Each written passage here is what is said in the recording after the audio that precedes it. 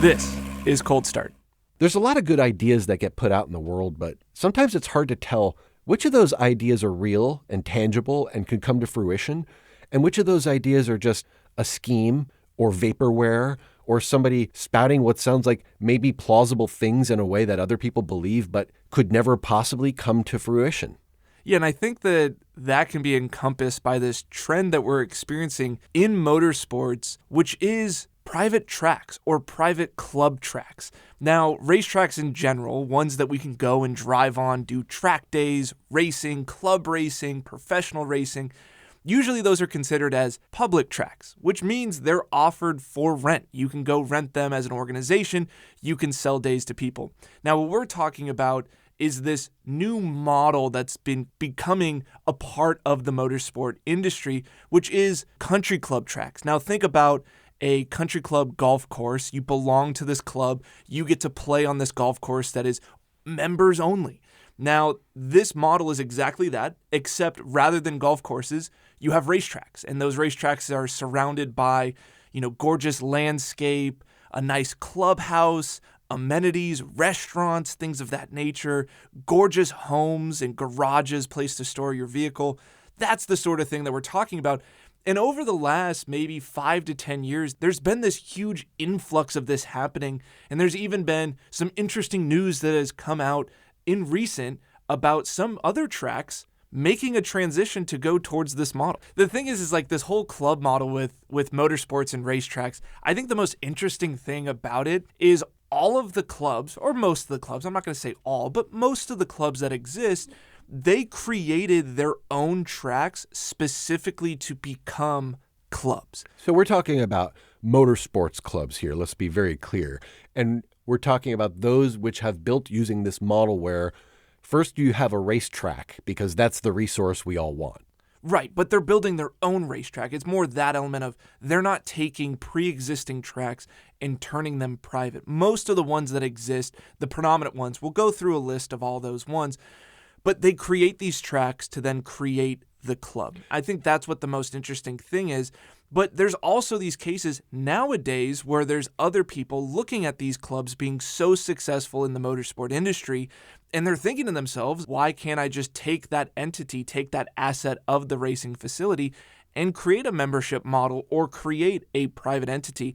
And this is the big news that came out very, very recently, which is that COTA, Circuit of the Americas, the F1 track down in Austin, Texas, has announced that after 2026, they are no longer going to be offering public HPDE days, which stands for High Performance Driving Experience, basically public track days where you get to bring your own personal car out to the racing facility. So no more after 2026. They are then going to go the private member route and have their own private club, and you will have to be a member of their club to be able to have access to racing that facility. Now, obviously, COTA is going to still hold on to their racing calendar. So NASCAR, IndyCar, F1, all that sort of stuff is still going to happen there. But now, as a Joe Schmo off the street, you can no longer sign up for a COTA track day after this year. There's a pretty interesting parallel here with the people who are really pro-privatization of all entities because they want it for themselves and basically to leave out the other people. Right? Privatization of enterprise is kind of highlighted as, well, this will make it better for everybody. But in this case, privatization is exclusivity. It's creating exclusivity. It's reducing or removing access from people who once had it for some other set of benefits that we purport to a smaller group of people, that creating of that exclusivity. And so it's this taking what is maybe not a public resource, it's privately owned or owned by an investment group or what have you, but it's a place that the general public can go to take advantage of the services or offerings that they have there.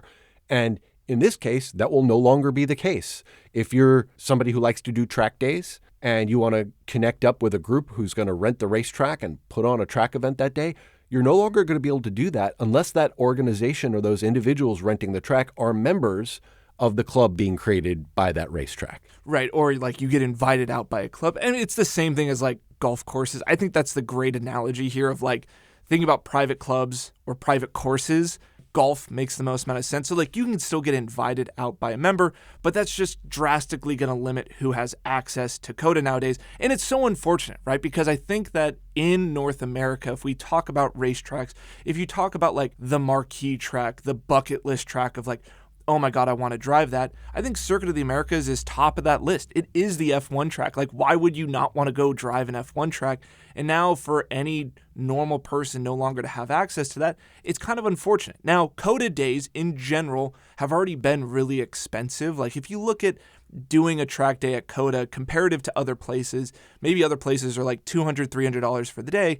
COTA is like over $1,000 a day to do a track day there as an individual. So it's always been expensive, but now not having any access at all, it kind of sucks. And not to mention, like, think about like the ripple and the wave effect that comes of no longer having public days.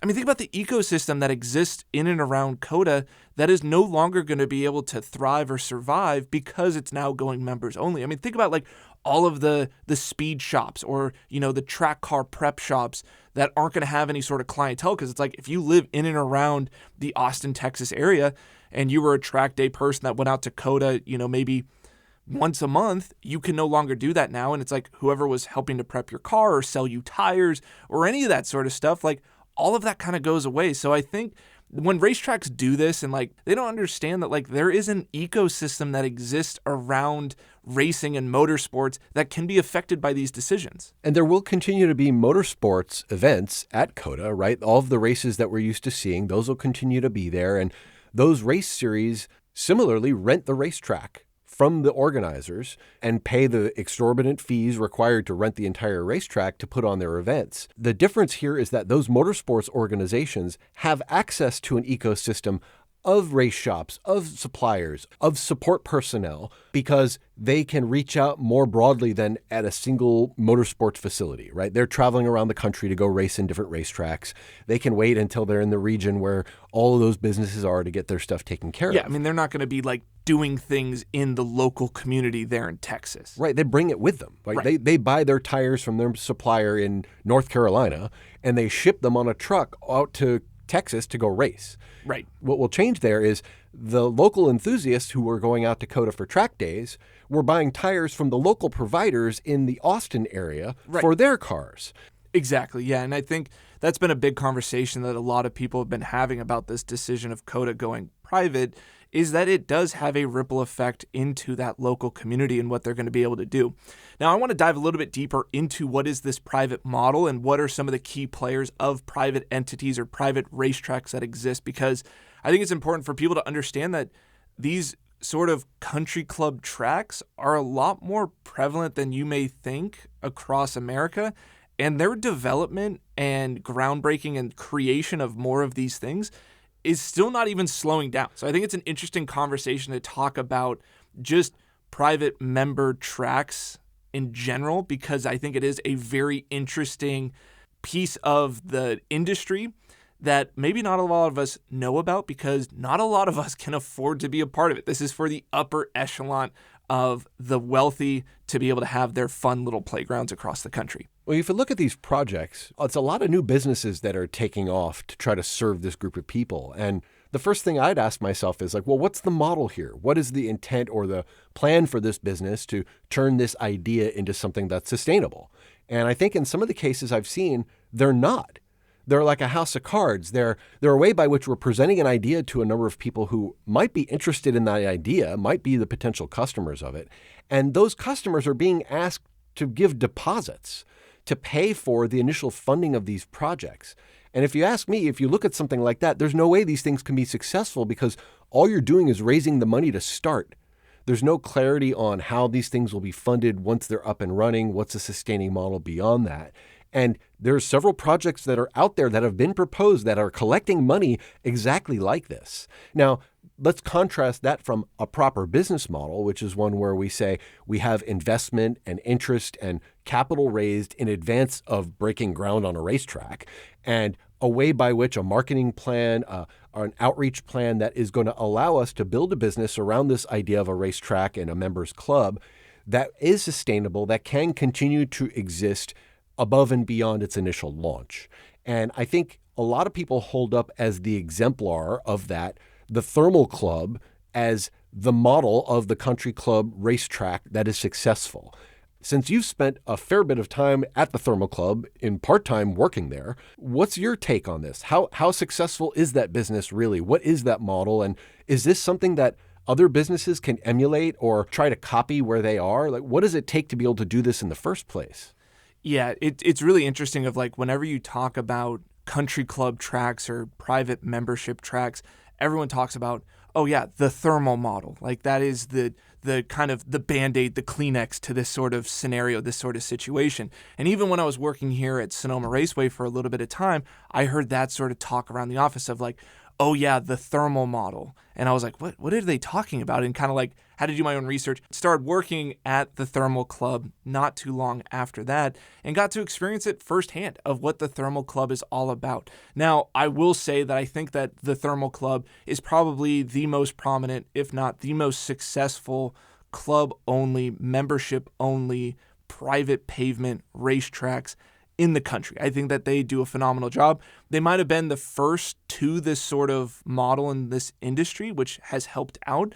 But I think there's a lot of things that they've done that has really set them apart of all of these essentially copycats that have popped up since.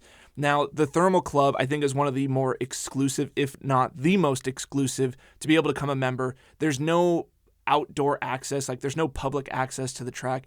You either have to be a member or invited by a member to get into this facility. So there's a lot of privacy, which is something that their members really enjoy, that they can go here, that they're protected, that they're safe, there's security, that there's not going to be any sort of random people coming onto the property. Yeah, well, first and foremost, you're going to kick off a business like this. You do site selection. You figure out where in the world does it make sense to put this business. So I think that's something unique to Thermal as well. They chose what would otherwise be a fairly undesirable location in Thermal, California. And if you're not familiar with that is, the closest big cities are Palm Desert, Palm Springs, and like Death Valley.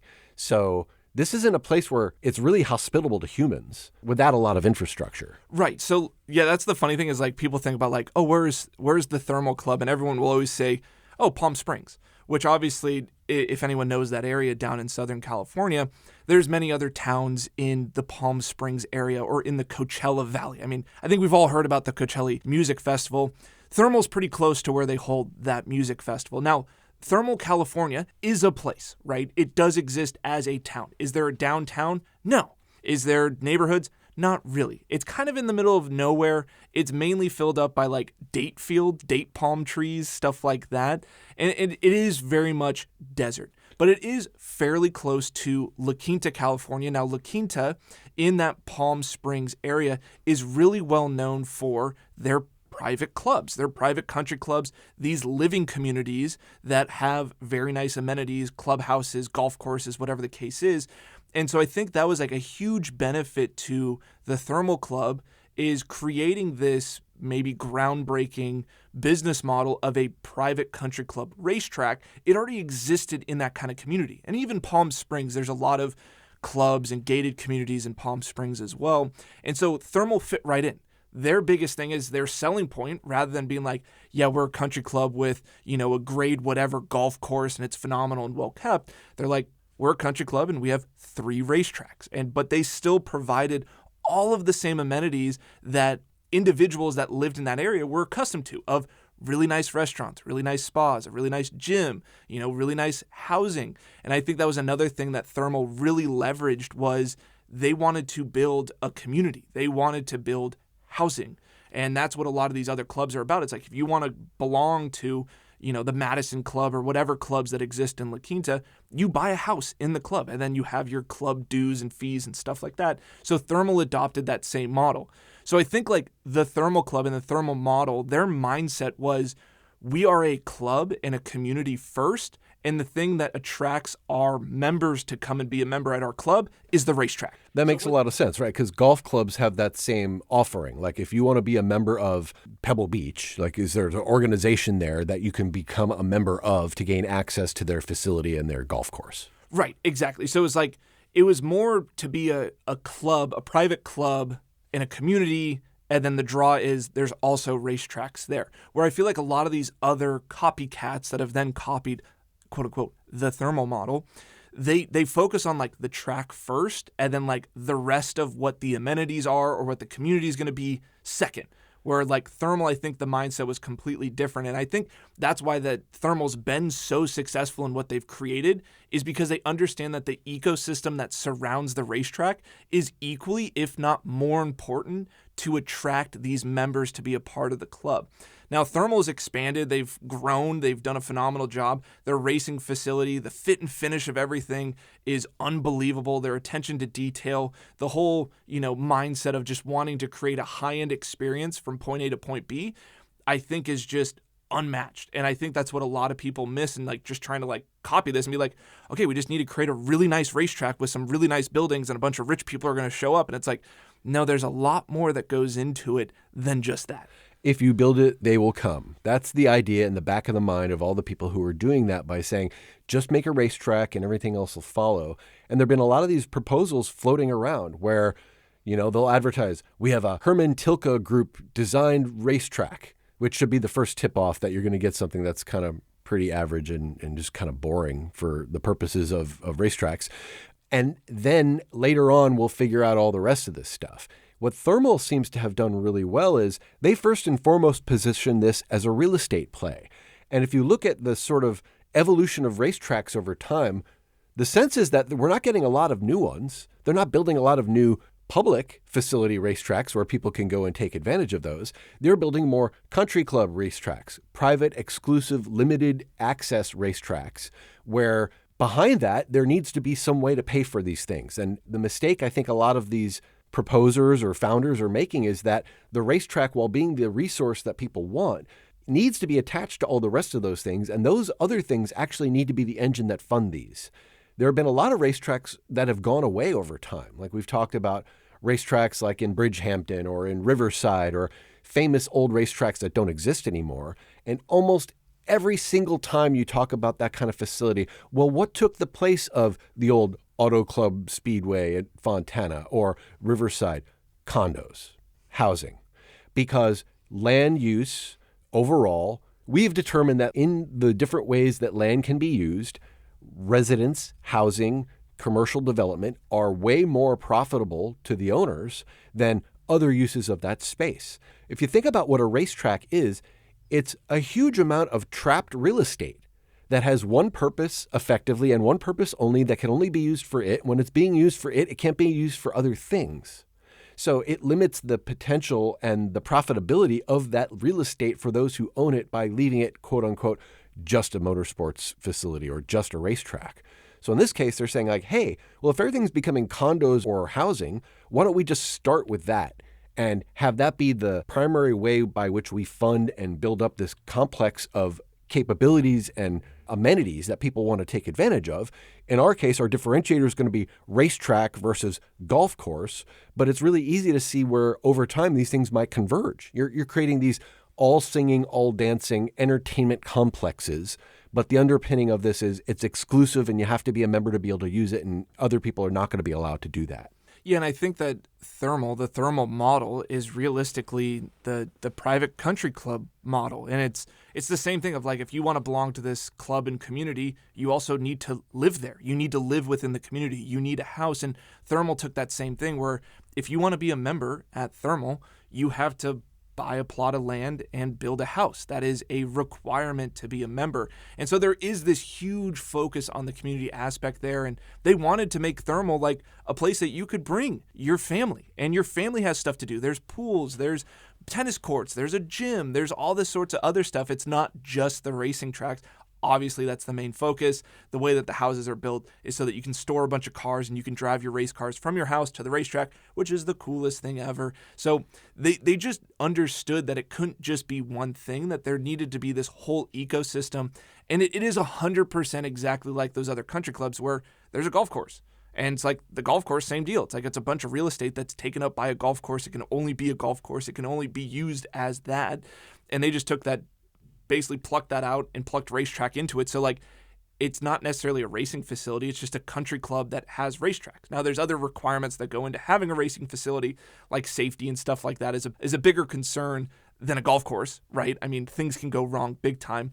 And of course, thermal's spent all that attention and money towards safety and all that other jazz and whatnot. But what I've seen with these other club models that have started to be created around the country is maybe like missing one or two of those things, or not fully understanding the demographic of the people that actually want to get into this, because I think it's an interesting thing of there's people that just want to be a part of clubs. And it's not necessarily I want to be part of a motorsport club because I love cars and I love motorsports. It's like I'm just into a club and this is a cool new thing to get into. And yeah, I'll buy a GT3 RS and a M2 comp car or whatever the case is and get involved in it. So it's like even some of the members that got involved at Thermal weren't necessarily car people. Yeah, and I think that's like a missed part of this whole thing, is that the whole membership club model, they don't have to be racing people. And like the racetrack itself was really nice and really cool, but it wasn't necessarily like what I would say is like the best racetrack in the world, but it doesn't have to be. It's a members track. It doesn't need to be a racetrack. And this is a wild concept to talk about, of like a member track versus a racetrack where racing goes on. They can be two separate things. Now, I know IndyCar went there for a preseason test and for a points race and stuff like that, but I think they found out it's like, yeah, like this isn't necessarily a facility that's really geared towards racing and wheel-to-wheel motorsports and like trying to market it to IMSA, NASCAR, whoever else. It's just a members track. That's all it needs to be. It's just private pavement. Let's be clear. We have no problem with clubs. Clubs are just organizations for people who have common interests or activities in common to get together and be able to do that, or to have a sense of a standard set of guidelines or requirements around people who will be doing a thing together. That's not problematic. Like all day long, Flying Husky Racing Club. We did that to give each other access to racing, to racetracks, to each other, to spend time together in a way that was like-minded. And we didn't have a facility or real estate to sell. It was just a matter of, hey, let's be together with other capable drivers who want this type of experience. It's an interesting thing where a lot of the proposals we're seeing about these new courses coming up, these new motorsports facilities, they haven't taken into account their membership. They're really just considering that the total addressable market, as far as they're concerned, are all people who have more than this amount of money versus all of the people who are already pre-existing hobbyists or enthusiasts in cars and motorsports. I haven't seen that analysis anywhere, and it seems like that's a big hole in this model, where Thermal started out as a real estate play, and around their real estate created a set of activities to attract this set of people who might not, or almost certainly wouldn't otherwise want to go build a house in the desert in Southern California. Right. Yeah. And I think like they also timed it really well, of like this huge uptick of getting into motorsports and cars. Like we talked about in some of the other episodes, of being a car enthusiast became trendy and it was exciting and it was something new and interesting. And I think that this upper echelon of wealth kind of found it as like the next activity to get into. Maybe golf was super popular a handful of decades ago, but I think that there's been a pretty big shift of getting involved in motorsports. I mean, we've seen even like an uptick of like the upper echelons of racing series like Ferrari Challenge and Lamborghini Super Trofeo. If you looked at like fields 15, 20 years ago, it was like 5 to 10 cars. Nowadays, it's an insane amount. So like there is this shift in a trend that occurred. And I think that's why a lot of other people are looking of like, there's more people involved, there's more money, let's jump on it. And the new tracks that are being built across the country, like you're saying, is not for public use. It's not for the general grassroots enthusiast. It's trying to go after this upper market. So yes, there was a huge influx, there was a huge growth, and now there's like an Oklahoma land grab going on of like a bunch more to be built. Because like there are a lot of these across the country. So we talked about the Thermal model. They may have been like the first ones to do it. I would say that like everyone uses them as like the name brand for this sort of model. But even on the West Coast in Nevada, you have Spring Mountain, which is unbelievable. The facility, I think they have like 9 miles worth of racetracks at Spring Mountain. So another unbelievable private facility. But then down in Arizona, you have the Apex Club, moving across the country all the way to the East Coast. In Florida, super popular. There's a lot of these. There's actually 3 of them currently in Florida. They're building a 4th. Well, think about it. Land is cheap. It's pretty flat and easy to develop. and people are used to going into some like gated area so they have air conditioning because they can't otherwise live there or what have you, right? Yeah, but you think about Florida, you think about just a bunch of retirees counting their pennies. But I guess like most of these tracks exist around like Miami, Tampa, some of the bigger cities, stuff like that. But in Florida, you have the Concourse Club, you have the Motor Enclave, and then you also have Precision Drive Club. Now, Precision Drive Club, probably you haven't heard of that one, but that's invite only. And the Precision Drive Club, they use the F1 track in Miami, the section of it that's not the street circuit part of it, but they actually use that other piece of it. Now, there's other ones even in other states, like there's the Atlanta Motorsport Park in Georgia, and there's also Monticello in New York, which is a very, very famous private facility. You have Autobahn in Illinois. You have Motorsport Ranch in Texas, Palmer Motorsports Park in Massachusetts. They're kind of popping up everywhere. All over the place. So, I mean, like, there is almost certainly a private track in almost every single state in the U.S. So it kind of asks this question of when do you hit saturation? Because, like, there can only be so many people that can afford to be a part of these clubs.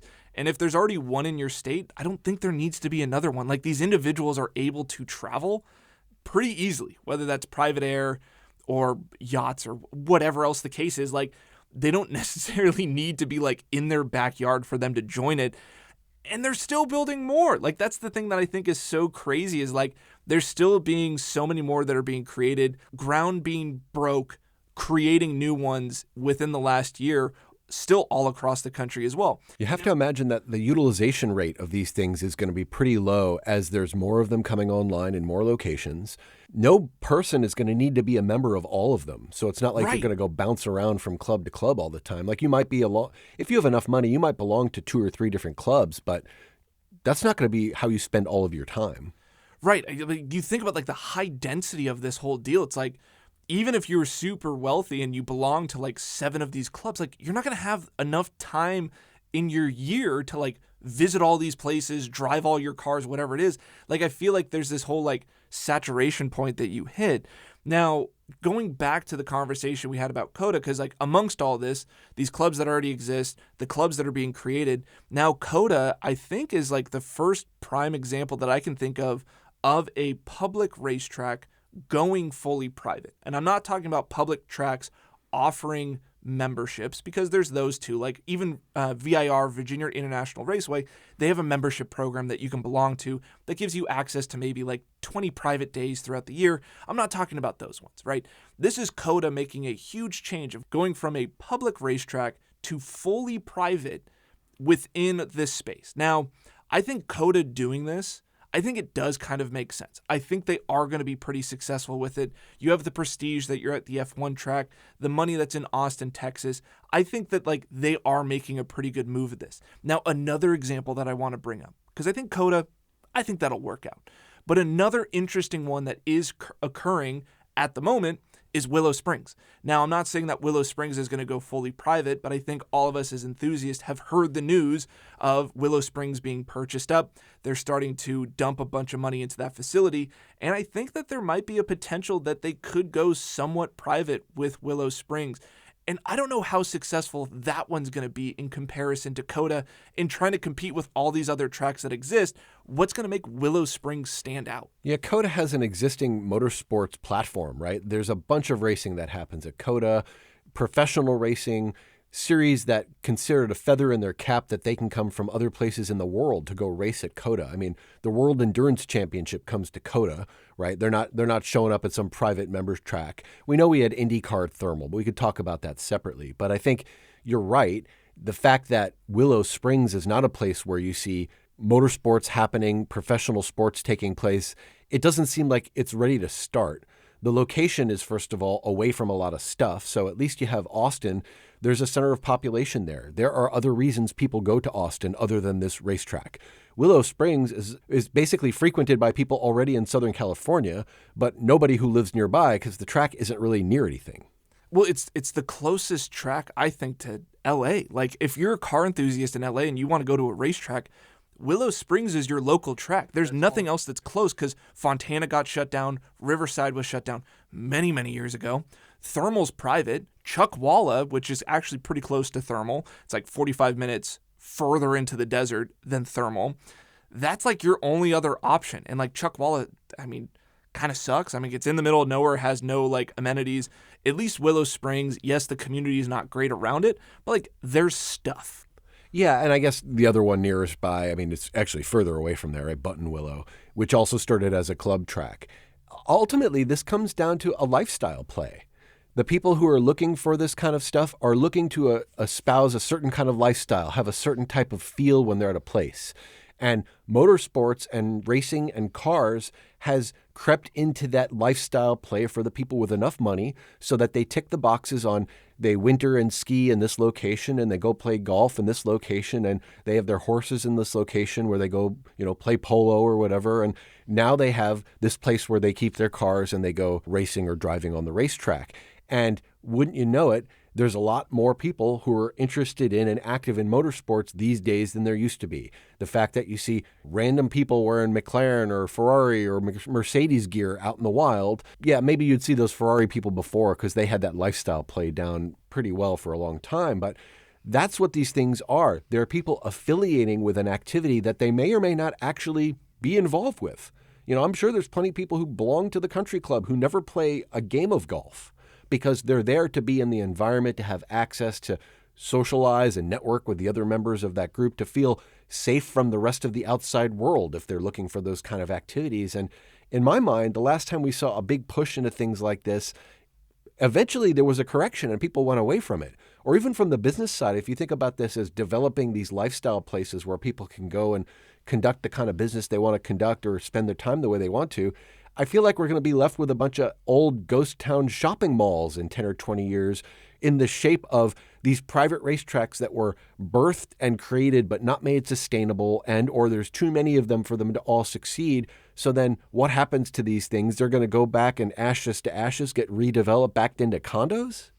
Yeah, I was going to say, like, looking at all of this of like, where is motorsports now in this big shift that's happening, like, what does this say for the future of tracks and track days and enthusiasts and stuff like that? Because I really don't think that like going after that high-end clientele, yes, you can make a bunch of money from the uber wealthy, but I don't see that as like a really strong long-term business model, because like you're saying, these individuals, if it's trendy and they're getting into it now, at some point they're going to get out of it. And it's like, if everyone is spending all of this time, money, and energy to build all these facilities, at some point supply and demand's not going to add up, right? Yeah. Then add on top of that, the trend shifts, which is going to make it increasingly more difficult for these facilities to survive.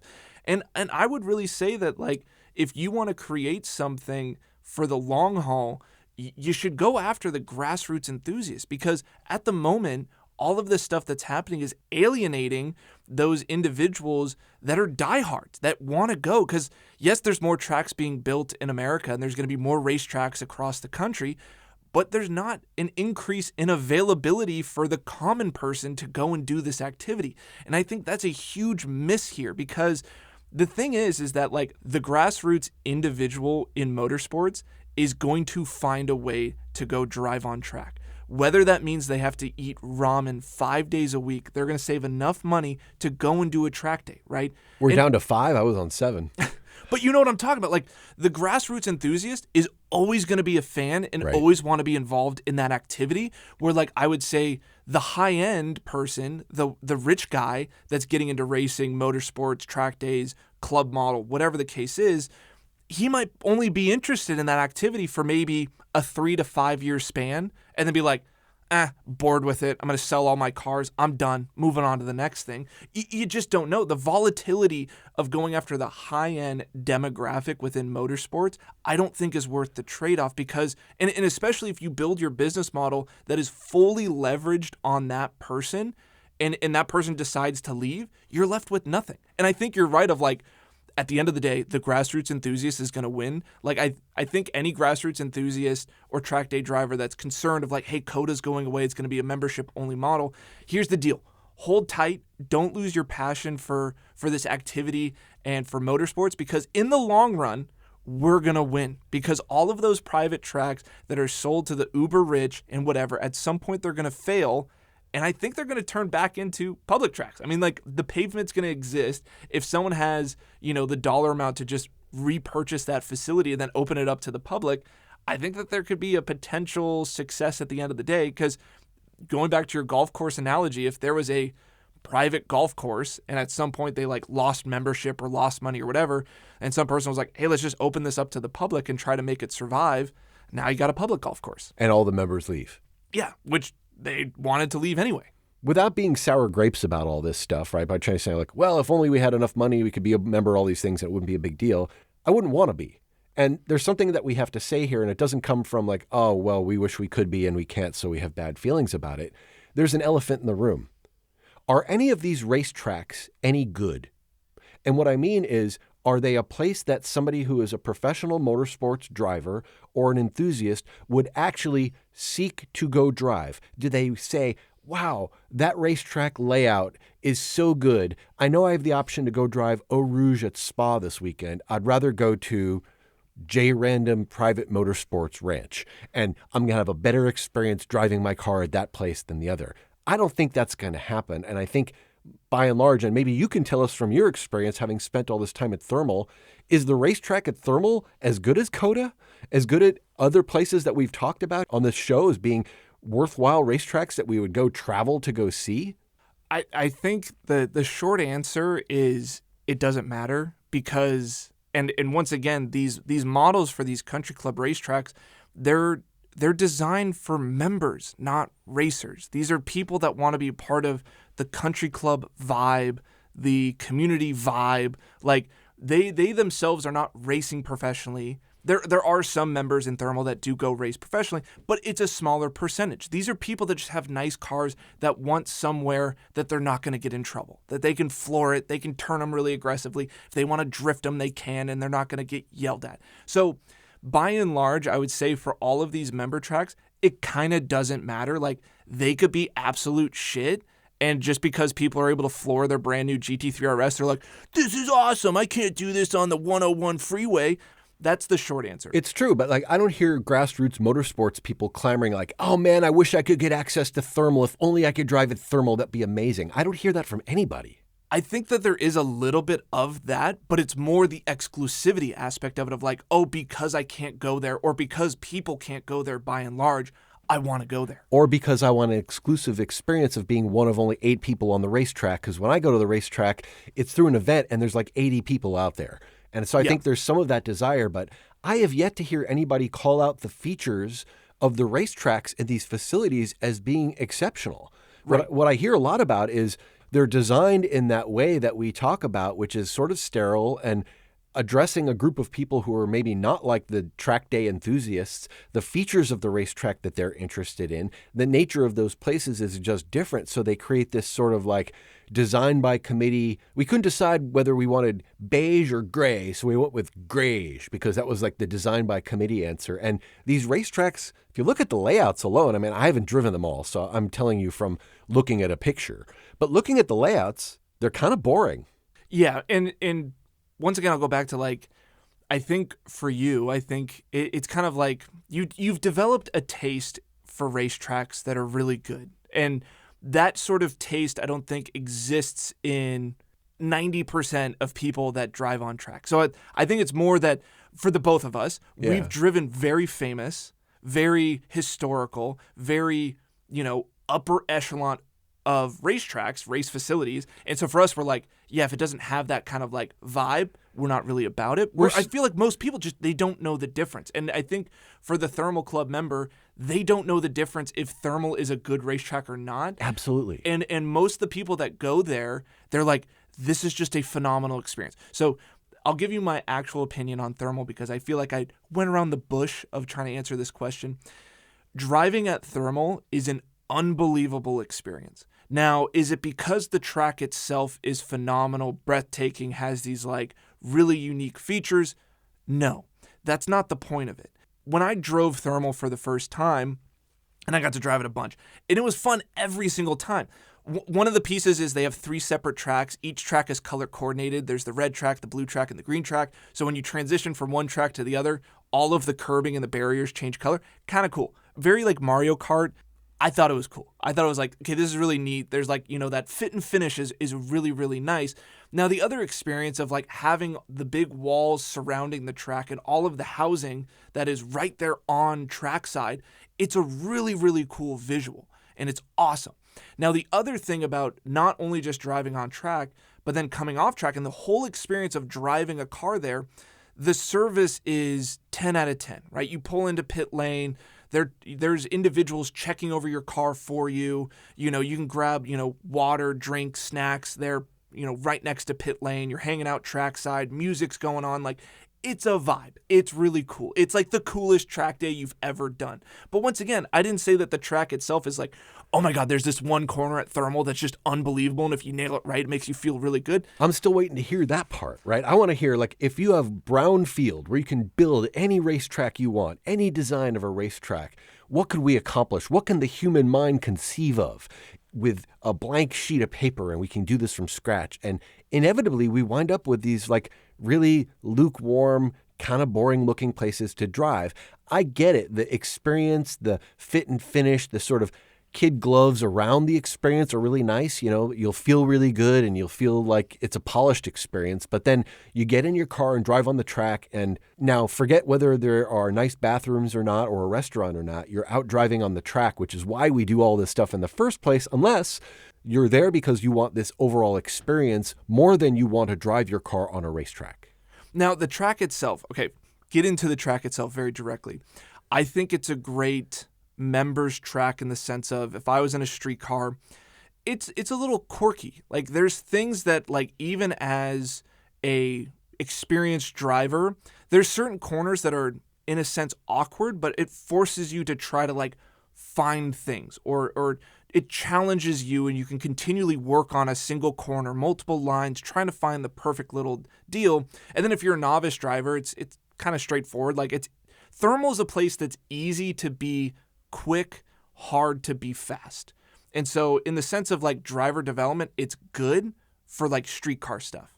Now, if I was a racer going there to be like, okay, I need to test a race car and I want to get ready to go to Road Atlanta, I don't think it really fits that, but like, that's not their member. That's not their like key demographic. There's not people there like doing setups on race cars to then go to the next track. Like, you're just going to go to that track and do a setup there. So the track itself is unique and kind of awkward in places, but I think that adds a little bit of challenge of like, oh, I've never seen this before, and this is a weird thing to like try to tackle. But the thing is like, for all of these tracks, all these member tracks, most of them, like you're saying, they have to be like in the middle of nowhere. And Thermal is in the middle of the desert.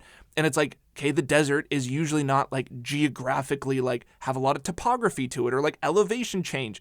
And so there's only so much that you can do. There is a little bit of elevation change at Thermal. There is a blind crest. It's exciting. It's pretty fun. So you go from 150 feet below sea level to 140 feet below sea level? So not a lot of people know this, but actually Thermal is the racetrack that is at the lowest elevation because it's below sea level. Yeah, the whole town of Thermal is. Yeah, which is cool. So, but once again, like, so these tracks are built in areas that's like, it's just flat. Like, think about Florida. Florida's flat. Like, how exciting of a racetrack can you make without elevation change? And maybe this is me being a Northern California and growing up with Sonoma Raceway, Laguna Seca, and even Thunder Hill. Like, Thunder Hill has some like pretty wild corners because of elevation change. And so like any of these track maps that you take that you could be like, okay, that looks boring, that looks sterile, that looks whatever. If you added like good elevation change in certain corners, it could make for an exciting track. But unfortunately, where these club tracks have to be built, it doesn't really like cater towards that. The one exception to all of this, which I need to bring up, which we didn't even talk about when we talked about all of these private clubs that exist across the country. There's one that's in Tennessee that's called Flat Rock. Now, this is like the one track that breaks all the exception for like the membership tracks and stuff like that. It actually has a lot of elevation change, goes with the landscape of where it's built. The Flat Rock track, that is like the one track that I've looked that's a private membership club track that I'm like, I really want to drive there. Like, that looks really, really fun. All the other ones, I'm like, yeah, they're cool. Like, it's high end. You get to see a lot of cool cars. You have all these like amenities and stuff. But like, the track itself is not like drawing me in. Where Flat Rock, I'm like, I would love to drive there at one point. Yeah, and I guess a lot of the reasons we go to a racetrack, in an ideal world, you'd pick the racetrack to drive at based on what had the features that you liked the most or what would give you the kind of experience you're looking for the most. in reality, most of us who go to the racetrack go to the one that's closest to us. Oh, 100%. That's just how the nature of this thing goes. But in a perfect world, like when you're going to design something out of, thin air, and you can make anything you want, why aren't we achieving new heights in the dynamics and the experience that we create for people driving on a racetrack by doing this? It's because we're catering to a different group of people who are not those hardcore enthusiasts, to your point, but rather to let them, like you said, floor their car down the straightaway for a long period of time to feel like they've accomplished something. Yeah. And I haven't heard you in our prior conversations ever call out a private club track as one of the great tracks that I really want to go drive. Maybe this Flat Rock one is an exception. There are other racetracks that we want to go drive that we've never been to before, like the Ozarks is maybe a good example of one of those. Right. So I keep coming back to this fact that like what we're creating isn't necessarily the best thing for the activity we say that it's connected to.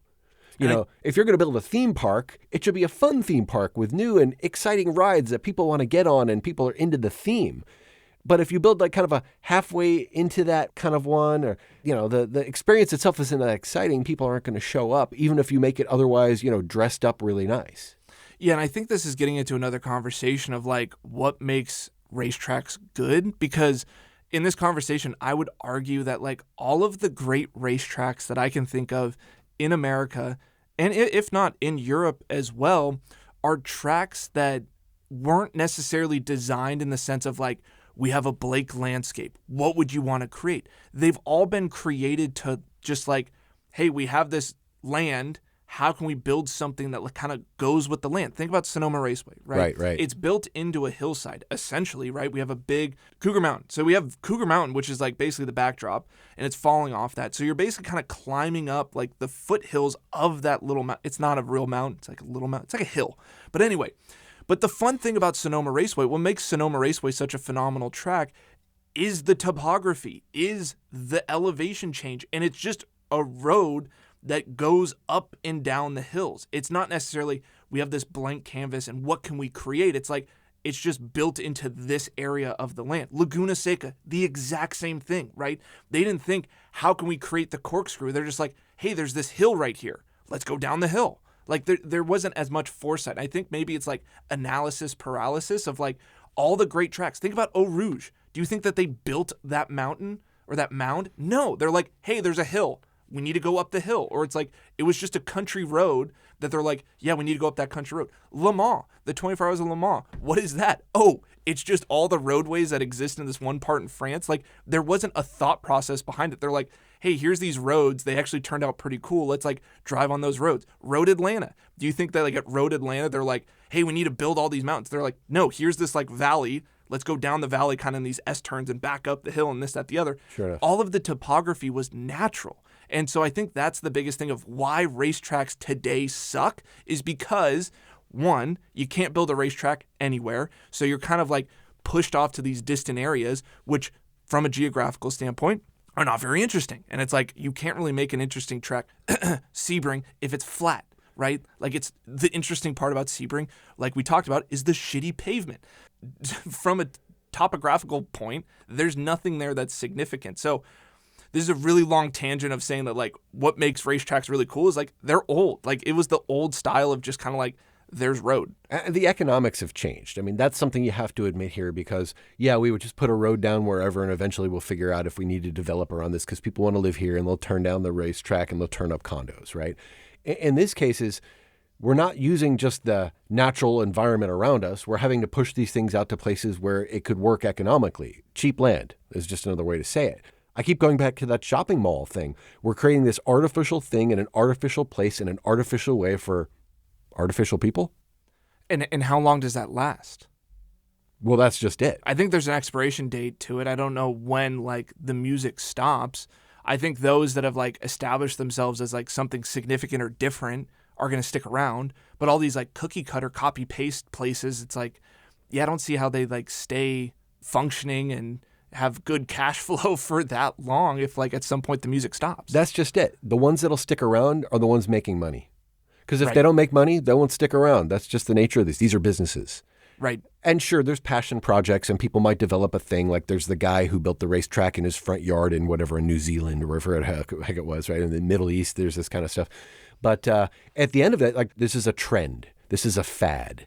What we're seeing is 100%. people think that the next lifestyle play that they need to glom onto, right, is going to the Formula One race. It's having a fleet of cars. It's making like they've been at this for a long time. Like, their old money before them was playing polo with the ponies. Or having yachts.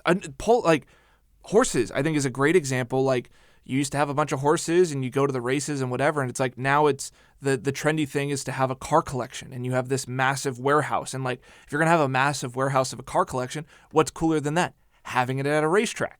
Now you can drive those cars on track in a controlled environment. You don't even need to register them because they're a track car and all that sort of good stuff there. So like, yeah, I think that this is totally a trend for the high-end wealthy individual, that this is just what they're into for now. And I would kind of be concerned if I was getting involved in this business now, because that sort of demographic and those individuals, trends are so fleeting, and the upper echelon of wealth follows trends first. These things have accelerated as, let's just say, the social media environment and ecosystem around these things has popped as well. So people became aware of motorsports in the last few years in a way that has caused this growth in fandom of Formula One and so forth. The same thing is people are becoming aware of, in that sort of Instagram veneer way, of these places, the same way that there's those crazy places to travel around the world that everybody convinces themselves they have to go to this place off in the Maldives or somewhere far away because they saw a picture on Instagram and everybody starts to go there. Well, the reality is everybody just can't go to these things. They're being positioned as, don't you want to be so wealthy that you could afford to do this? It's that lifestyle play again. And yes, there is a set of very high net worth individuals to whom this is catering. But they're not going to be enough of those people out there, and they're not going to have the attention span necessary to keep all of these running long enough for them to all be successful. So the inevitable trend is going to be here. You have a few people that go prospect into and are the pioneers to creating this business. A few of them will be successful, and Thermal, by all rights, looks to be successful, right? The guy who owns it is continuing to own it, and they're building more there, and I'm assuming he's doing okay. I don't know about all the rest of these, especially the ones where they come around hat in hand to take deposits from potential customers to get the thing off the ground. Or where we're doing a Me Too move where maybe we own a racetrack here and we're going to build one across the street and say then that's now the private one. And it's going to be everything that you ever thought it could be. And instead it was just like a kind of a half-hearted effort by somebody who thinks they're going to cash in on a trend. And they failed to understand what the differentiators were, what the actual business model was behind this. And it won't work and it won't last. And there won't be another entity to come in and buy up the racetrack so that they can put it into their racing series, because it'll have been put in a place where nobody else wants to be, or like a lot of these facilities are in hard to get places. So we're going to wind up with this sort of stranded environments that have been developed and built to a point at which things recede and it winds up being redeveloped into some other thing. And there's a lot of ghost town racetracks all of a sudden.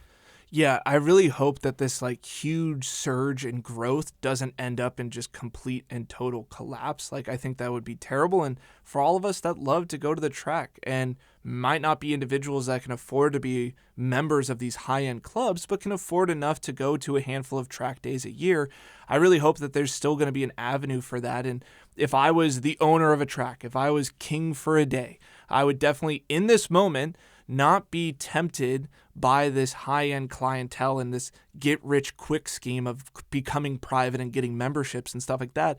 But at the moment, I would just be doubling down on the grassroots movement and on my core clientele. Now, a track that I think is a prime example of this and is very successful and succeeding and very strong, and I could see existing for many, many years in the future, is Thunder Hill, our local track here out towards Chico. Once again, in the middle of nowhere off of I-5 in Northern California. But that's a track that's always been run by enthusiasts for enthusiasts. Whatever money that they've made, they've reinvested into the facility, taking a track that was 3 miles, making a 5-mile configuration, building a brand new skid pad for drifting, just understanding that there is always going to be this core group, this core demographic of grassroots motorsportists that will sacrifice everything in their life to spend money on motorsports. And no matter what happens, whether the economy crashes or succeeds, those individuals, that group will always exist. That's another thing, is like the economical impact. If the market crashes, all these rich guys are no longer going to be rich and they're going to pull back and take away from motorsports. And it's like the guy that's just diehard, he has his like beat up Miata from 91. He's like, nah, it doesn't matter. Like, I'll figure out how to get to the track. Like, that's the person you want to cater towards because they're always going to be there for you as a business. We're going to see where this goes. I'm hopeful. I try to be cautiously optimistic about it. I'd love to be able to participate in that hybrid model, right? There's facilities that it'd be nice to have access to if you could have that without the full complement of overhead or expense or other obligations that come with belonging to those organizations, those clubs. But we're going to have to see how it goes. And hopefully we have room for all of us to participate together. And at the end of the day, if we race each other, how much money you have doesn't really matter if you're faster than the other guy.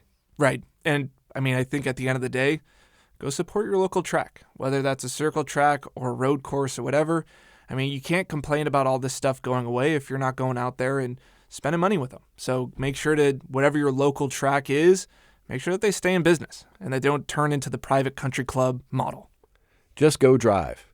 And thanks for listening. It's been a really fun conversation. Thanks, Silas. Thanks, Todd. This has been Cold Start.